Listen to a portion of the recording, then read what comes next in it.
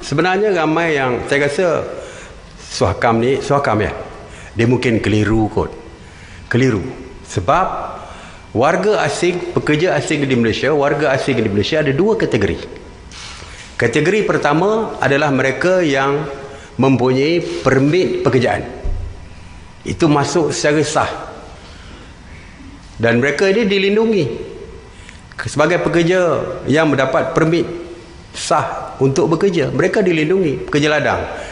Diberikan perumahan misalnya kalau bekerja ladang, kalau bekerja di sektor-sektor lain, berbagai-bagai faedah yang diberikan oleh majikan mereka kerana mereka masuk secara sah dan mendapat permit pekerjaan. Dan kita juga menjaga kepentingan mereka apabila ada saja COVID positif di tapak binaan. Kita terus keluarkan arahan bahawa semua pekerja asing di tapak binaan di Selangor dan Kuala Lumpur, wilayah persekutuan, perlu di swab test bagi menjaga kepentingan kesihatan mereka. Tidak ada isu yang melibatkan pekerja-pekerja asing yang bekerja di negara kita. Ya, kita setuju.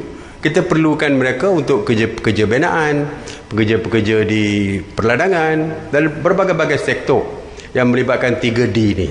Semua kita perlukan mereka. Sebab itu kita pun layan mereka dengan baik. Mereka mencarum perkeso dan sebagainya seperti pekerja-pekerja lain. Kita ikut peraturan yang dibuat oleh ILO. Ya. ILO, Undang-Undang Antarabangsa, kita ikut. Tidak timbul isu. Yang timbul isu ini adalah kategori kedua. Kategori kedua ini kategori yang masuk secara haram dan tidak mempunyai sebarang dokumen, sama ada dokumen perjalanan ataupun dokumen untuk tempat kerja mereka. Jadi yang ini yang kita ambil tindakan, yang kita panggil sebagai parti pendatang tanpa izin. Yang ini kita ambil tindakan. Itu pun kita bertindak secara perikemanusiaan. Kita letakkan mereka di depo, diberi makan secukupnya, dan apabila timbul isu COVID positif di dalam depo, kita buat saringan 100% parti ini supaya mereka kita dapat selamatkan jikalau mereka COVID positif, dan kita hantar mereka ke MAIPS. Kalau saudara-saudara pergi ke MAIPS, cukup cantik tempatnya. Kerajaan berbelanja berjuta-juta ringgit untuk mewujudkan MAIPS tersebut ditukar menjadi hospital sementara. Kita hantar mereka ke situ. Dan kita takut seperti soalan tadi, kalau berlaku peningkatan, kita dah ada ambil 2 lagi tempat untuk pastikan mereka tidak terbiar begitu saja mengidap ada virus di dalam diri mereka, akhirnya mereka mungkin tidak boleh diselamatkan. Kita selamatkan mereka, tempatkan di tempat yang terbaik untuk menjaga kesihatan mereka. Jadi kalau nak kata kerajaan Malaysia tidak berperi kemanusiaan kepada parti ini juga tidak betul. Tetapi ianya tidak mengubah status mereka. Bila mereka ada di sini, walaupun kita layan mereka, tetapi status mereka terus kekal parti. Dan mereka tidak berhak untuk berada di negara kita kerana masuk secara haram. Jadi sebab itulah keputusan mesyuarat semalam, kita akan berbincang dengan negara-negara asal mereka supaya boleh mengambil mereka. Kita nak hantar balik mereka ke negara mereka.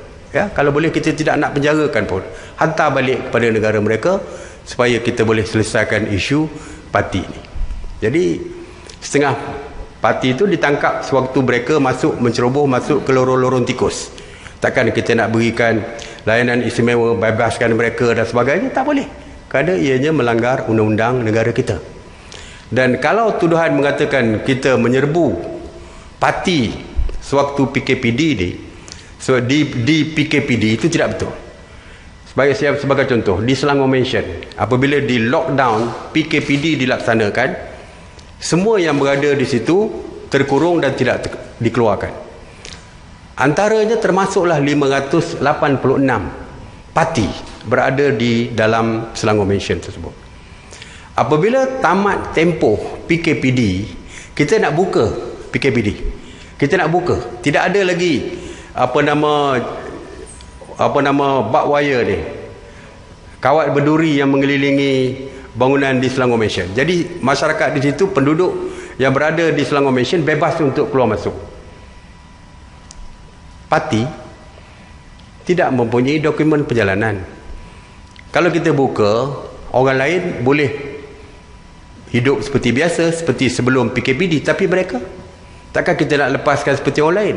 Kalau kita lepaskan, salah daripada Jabatan Immigration itu melakukan kesalahan kerana membiarkan parti itu bebas untuk keluar. Sebab itulah mereka akhirnya dibawa ke depo untuk ditempatkan.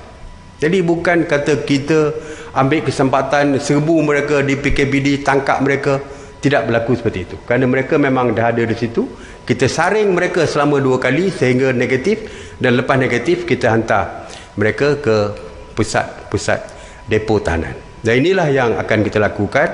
Kita akan buat saringan kepada mereka. Kalau mereka didapati negatif, kita akan berbincang dengan negara-negara asal mereka untuk mengambil rakyat mereka pulang ke tanah air mereka sendiri. Jadi ini yang sedang kita lakukan. Kita minta Jabatan Immigration bersama dengan Kementerian Luar untuk berbincang dengan negara-negara asal mereka. Ya, jadi tak baik menuduh Malaysia bertindak tanpa peri kemanusiaan. Sebenarnya negara lain jauh lebih teruk untuk mereka kendalikan parti di negara mereka. Kita ni kira baik dah. Jadi tak payahlah ada di kalangan pemimpin politik ke pemimpin NGO nak mengambil kesempatan ini untuk menjadi hero kepada parti.